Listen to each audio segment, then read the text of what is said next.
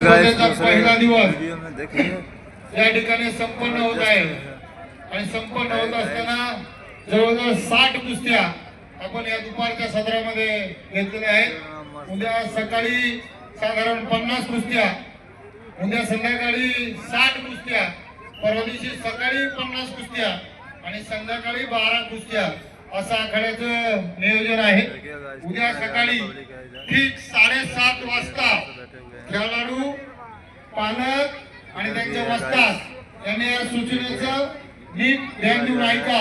सकाळी ठीक 7:30 वाजता या ठिकाणी कुस्ती स्पर्धा चालू होईल, कारण सकाळची मॅच त्या ठिकाणी 10, 9:30ला त्या ठिकाणी मॅच गरम होती, म्हणून सकाळी 7:30 वाजता सर्व खेळाडूंनी या ठिकाणी उपस्थित राहायचंय।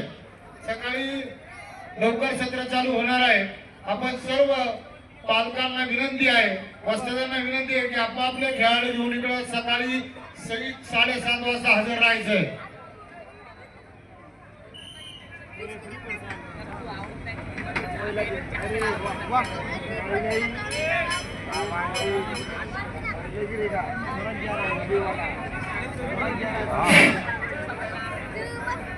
मांडवगत पराठ्याला आज कुलदीप इंगळे निळा कश्यपचा उप शिरूर केसरी ठरलेला आंबळे बरोबर आंबळ्याला पवन बेंद्रे प्रदीप बेंद्रेचं गाव आंबळ्याला उप शिरूर केसरी ठरलेला। आता परत जिद्दीना ओटीबंद शरीर, मेहनतीचं शरीर, प्रचंड ताकद, हुशारीनं खेळणारा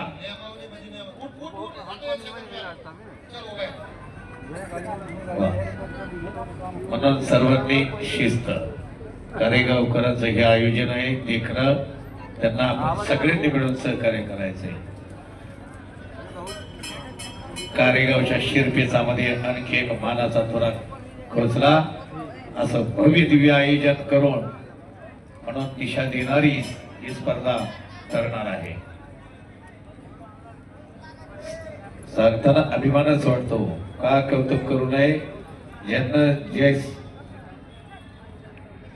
चांगलं कार्य केले त्या चांगल्याचं कौतुक झालंच पाहिजे। शबास, अरे वा, कॉन्टॅक्ट करा, डाव करा, प्रतिडाव करा आणि मयूर शेठ कोकड्यांचं 500 रुपये बक्षीस मिळवा।